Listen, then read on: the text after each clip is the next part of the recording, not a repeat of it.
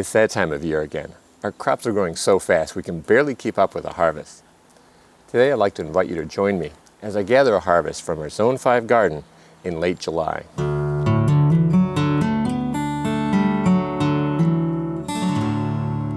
Let's start with one of our summer favorites, tomatoes.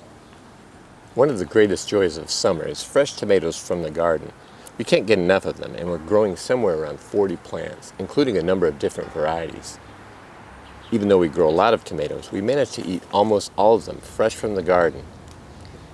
If we end up having a small surplus, we'll freeze some of them and we'll dry the rest in our dehydrator. Rather than plant them all in the same bed, we've planted our tomatoes in different locations in the front and backyard gardens. We also interplant tomatoes with a variety of unrelated crops.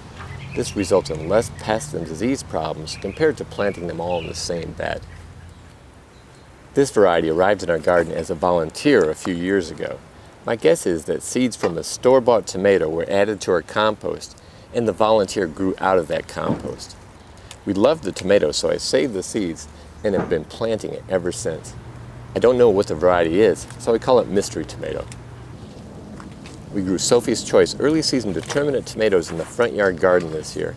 Unlike indeterminate tomatoes, determinate varieties grow to maturity, produce ripe fruit, and then die back. Overall, we're very happy with this variety and will grow it again. They ripened early for a fairly large tomato. They taste good, and the plants produce a lot of fruit. One downside is that some of the tomatoes became infested with pests, which almost never happens with our tomatoes. I'm harvesting these before they're fully ripe, so we'll be able to enjoy them before the pests get to them. And speaking of the joys of summer, we're currently harvesting a bowl this size of blackberries and blueberries every 2 to 3 days from our small garden. There are a few garden treats that we look forward to as much as our berries, and right now we're in the thick of blueberry and blackberry season.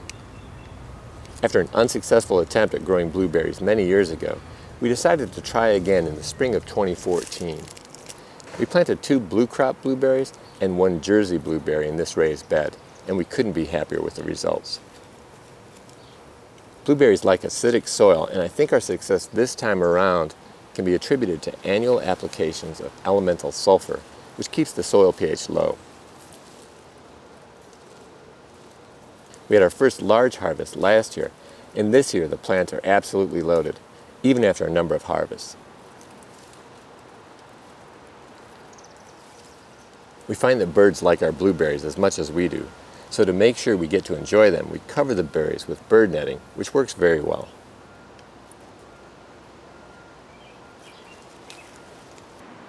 Our blueberry plants are relatively new to the garden, but our blackberries have been here for more than 20 years, and right now they're absolutely loaded. I better get harvesting. We grow our blackberries in an area that's roughly 6 by 7 feet. You really have to be tall and have long arms for this approach to work. In most cases, it's better to grow them in a shallow patch along a fence or in rows with supports. I'm not sure exactly what variety we have, but they're an erect variety and they have thorns. The thorns can make harvesting a bit tricky, but they also keep birds and other critters from taking our berries. It definitely takes practice to harvest without getting cut up by the thorns, but I'm an old pro at this. When I was a kid, my father would wake up the family before dawn in midsummer to harvest wild blackberries. We had a big old station wagon and would literally fill the back of it with berries inside coolers, buckets, and boxes.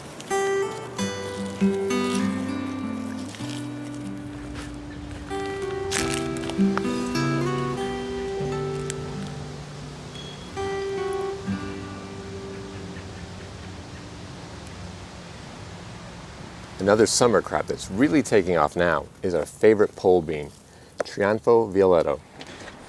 We're growing most of the beans on the hoops of our hoop house, along with our sugar pie pumpkins. The pumpkins are on the west side, and the beans are on the east side. After years of growing Kentucky pole beans, we grew Trionfo Violetto pole beans for the first time a few years ago, and they quickly became one of our favorites. We found that they're ready to harvest earlier than Kentucky pole beans, and they produce later into the season. We also like how easy it is to see the purple beans against the green canopy, so we don't miss as many beans when harvesting. And of course, we also like the taste, and the yields are excellent. The beans are purple on the outside, green on the inside, and they turn completely green when cooked.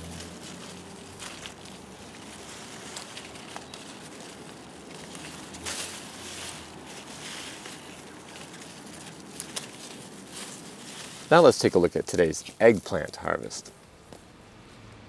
We're growing eggplant in 7-gallon grow bags in the front yard garden. This is Japanese eggplant. We like growing small varieties like this because they ripen earlier. We've already harvested many of these, but won't harvest our first Black Beauty eggplant, which is larger, until today.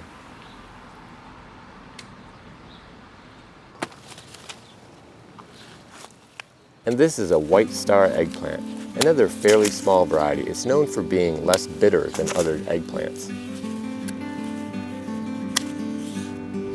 And now to harvest the Black Beauty, the first one of the season. I'll be using today's eggplant harvest to make a delicious Chinese eggplant recipe with a spicy garlic sauce.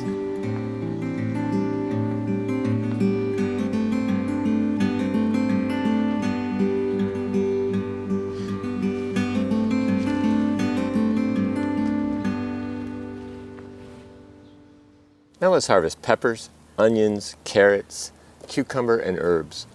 We have somewhere in the neighborhood of 50 pepper plants and have been harvesting them for a couple weeks, but today there aren't too many to harvest. We're growing them in 7-gallon grow bags with 2 plants in each bag. Though this is closer than usually recommended, we find that we get much larger harvests in a limited space with 2 plants per bag. I'll be back with much larger pepper harvests in August, September, and maybe even October. We're growing straight 8 cucumbers up one of our 4x8-foot metal trellises. And today we harvested our first cucumber of the season, the first of many.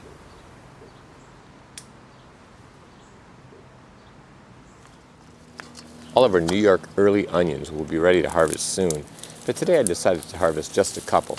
I'll be back soon to harvest the rest.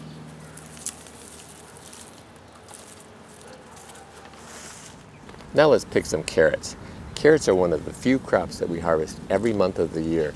And today I harvested some Paris Market and short and sweet carrots.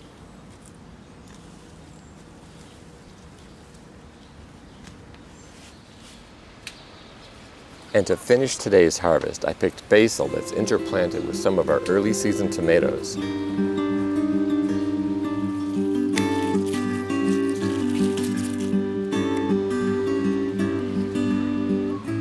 And I harvested oregano, which we love, and so do the bees.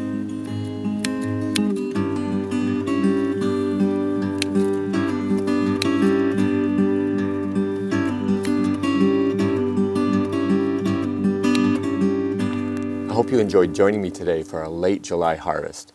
As we close, I'll share pictures of more of our harvest from July.